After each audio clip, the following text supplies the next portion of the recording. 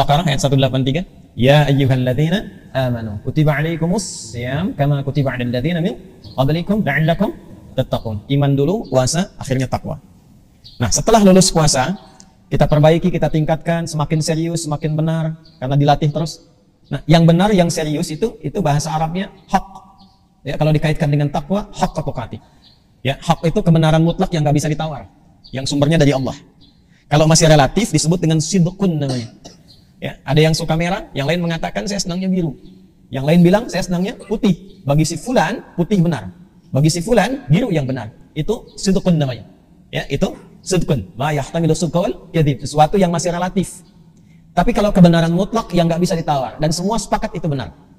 Ya, matahari terbit di mana? Timur. Tenggelam di mana?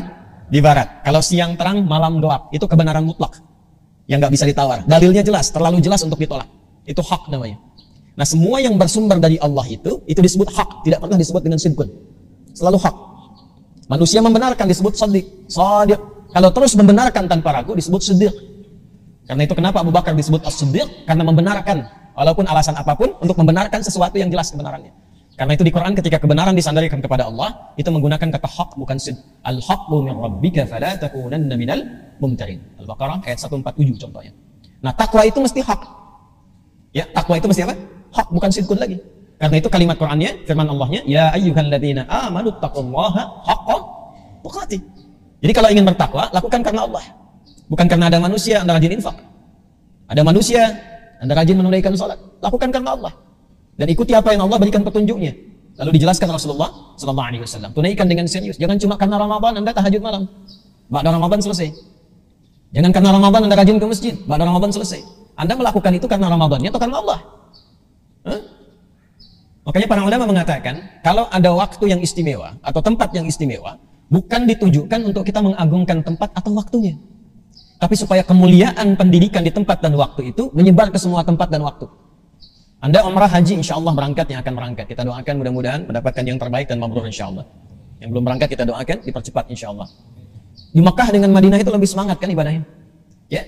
Nah, Makkah Madinah itu bukan untuk dikultuskan, tapi supaya berlatih di sana sehingga aura Makkah dan Madinah dibawa ke setiap tempat, sehingga kita merasakan semangat yang mendekati setidaknya walaupun tidak serupa. Jadi keberhasilan menunaikan ibadah umrah dan haji ketika pulang dari sana lebih semangat ibadahnya.